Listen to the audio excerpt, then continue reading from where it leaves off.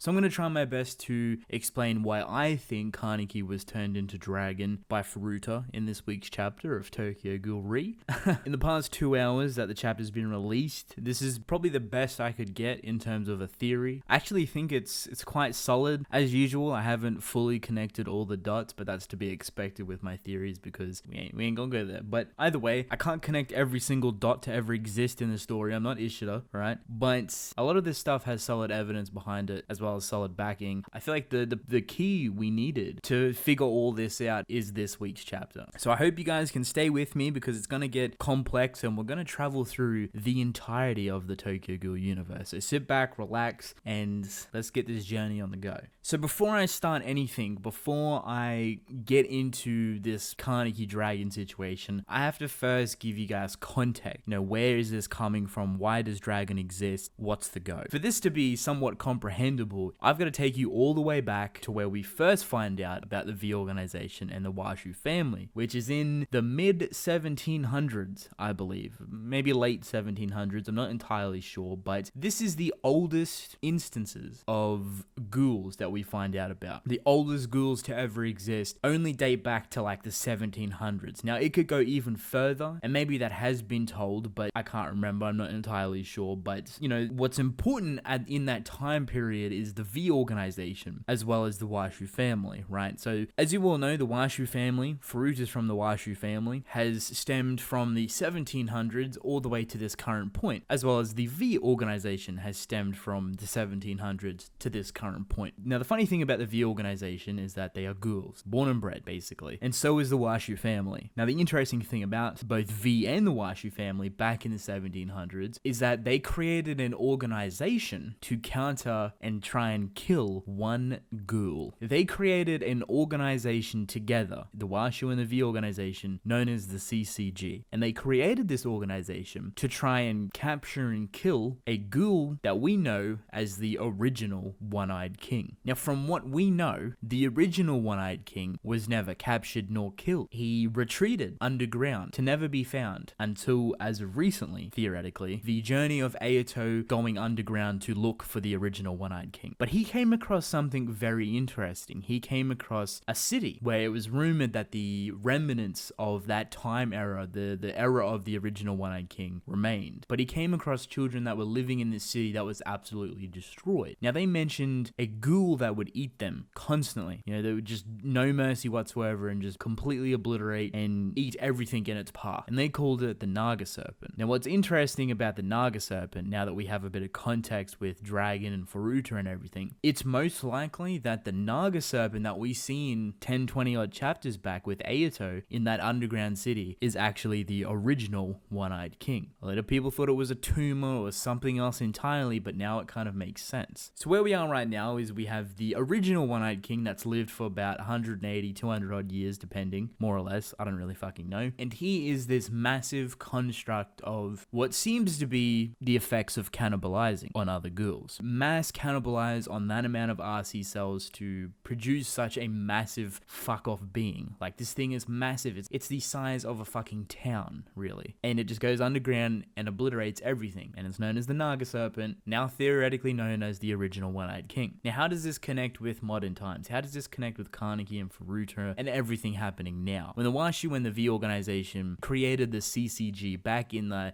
17, 1800s, more or less, they done it to try and capture this ghoul, right? This Naga Serpent, this original One-Eyed King, potentially. But they lost sight of him, they didn't know where he went, and he has basically stayed underground, supposedly, ever since. Now, why were they chasing after the original One-Eyed King? Why did they want to kill him so badly? There's multiple different reasons here. One, they wanted to create peace, but secondly, the V organization wanted power. They wanted complete, utter control. Whether it's complete control over the most powerful being, or whether they kill the most powerful being and have complete, utter control of everything else. The V organization, since the very beginning, has been an organization that was looking for the One-Eyed King title, specifically. Now, we know that this One-Eyed King title allows you to basically control all the ghouls. And if this falls in the hands of the V organization, they control everything. They control the power of ghouls distributed across Tokyo, and maybe even the world. Who knows? So as you can see, their original One-Eyed King title, maybe something something they were trying to get disappeared, and he turned into this Naga Serpent potentially, right? In steps Furuta, right? We're currently in modern times, Furuta appears, and he gets given the mission to hunt down and kill the original One-Eyed King. However, because of the state of the original One-Eyed King potentially being this massive fuck-off Naga Serpent who is basically immortal because of its size and its mass-produced RC cells, what if Furuta had to create something that was strong enough to defeat this original One-Eyed King? What if Furuta and the V organization planned something from the beginning to create a being that is strong enough to kill this Naga Serpent, this original One-Eyed King, something that could rival it? What if this being was Kaneki? What if everything that Arima done was to try and save Kaneki from this exact fate? Obviously, we know Kaneki as the One-Eyed King as of now, and Furuta has had his eyes on him ever since. But as of this most recent chapter, it seems more evident that Furuta has planned to force Kaneki into becoming this massive serpent, this massive monstrosity, this massive quote-unquote dragon. What if this has been a plan that the V organization has been trying to orchestrate for a very long time? To take a ghoul of high caliber, to take a One-Eyed King of high caliber and force a fuck ton of RC cells into this person, so that person would potentially become a monstrosity, a massive being serpent, just a Goliath abundance of RC cells to fight the original One-Eyed King. So you're probably like, what? Wait, what are you trying to say? What I'm trying to say is, what if the V organization has planned all of this so Kaneki would become similar to the original One-Eyed King, to turn Kaneki into this massive monstrosity that's strong enough, right? Dragon, a being powerful enough to one-shot Arima and Eto. What if they created such a strong being so they could kill the original One-Eyed King? And you're probably wondering, why would they create something like that? Why would they potentially sacrifice himself? Because Kaneki could just turn around and destroy the V organization on purpose or even by accident. That's debatable. At this point, I don't think Kaneki's in control, right? And even if he were to destroy the V organization by accident, I think they have a counter plan to kill Kaneki, potentially. Now, this might sound a bit bizarre, but you're probably asking the question, even after all of this, if Kaneki does kill the original One-Eyed King, who kills Kaneki? Who's strong enough to kill Kaneki in this massive monster state? From this chapter, we found out that, Furuta basically planned everything, obviously with help of the V organization, but, he set up a good amount of stuff. If you guys notice, the mass portion of, Kaneki's sacrifices, people that fed Kaneki, basically, so he could turn into this monster, were actually Ogai Squad members. I wonder if it's possible that somehow Furuta and Dr. Kanao have created Ogai Squad members that are broken. They don't live long. They break down and they destroy,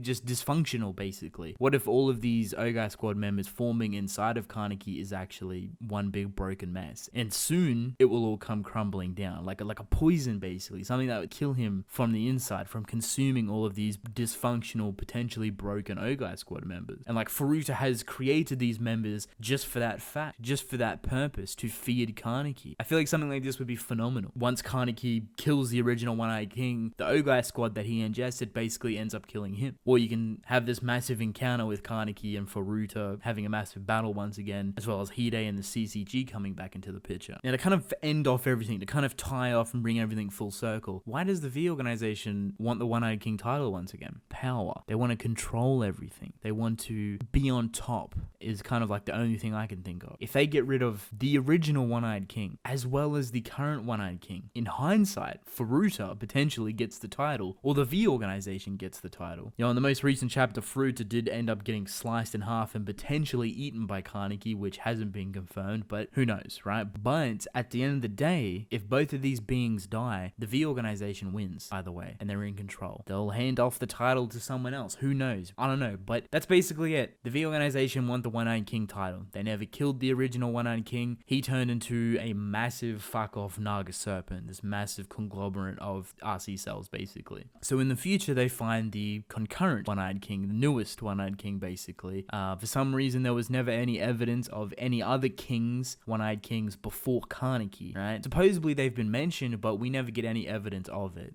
Supposedly, there's only ever been one. The only legitimate one we know of is the original. So the V organization end up trying to use Kaneki as a vessel to give birth to this massive monster. Maybe something they've been planning for a very long time, and Dr. Kanao has allowed them to do this successfully, as well as killing that character at the same time. So Kaneki and the original One-Eyed King fight. Potentially they kill each other. Potentially Kaneki kills the original One-Eyed King. wrong, and then the Ogai squad members that Kaneki ingested maybe are, like a virus or, poison or dysfunctional, and they end up breaking down and killing Kaneki. Or Kaneki fights Furuta and the V organization and the CCG, and everyone kind of comes together to try and kill Kaneki at the end of the day. Who knows? For some reason, I have a feeling that Arima found out about this plan. He warned Kaneki about this to a certain degree. Like, he wanted Kaneki to basically destroy the V organization so they would never exist. I understand this is very complex, very confusing, so I apologize if you are completely lost, but that's basically it. I want to thank you all for watching. Once again, I apologize if you are very confused. If you have questions, I'll try my best to answer them down below. But with that being said, I'm actually going to end the video for you. I hope you guys enjoyed. Don't forget to subscribe. I would greatly appreciate it. Let me know your thoughts in the comment section below, and I'll catch you guys in the next video.